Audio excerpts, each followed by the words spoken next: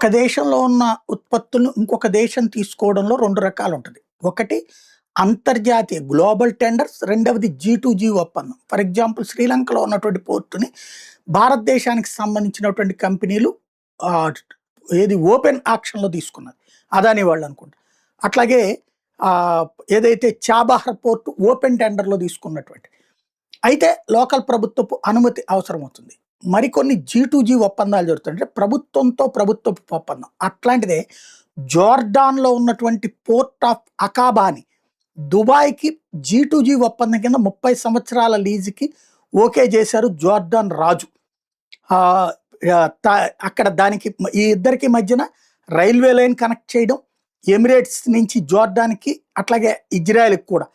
ఇది India, Dubai, Israel trade corridor port of Haifa ఒప్పందంలో భాగంగా హైఫా ఇప్పుడు అదానీ చేతిలో ఉందన్నమాట. అందులో భాగంగా ఇదంతా జరుగుతుంది కూల్‌గా.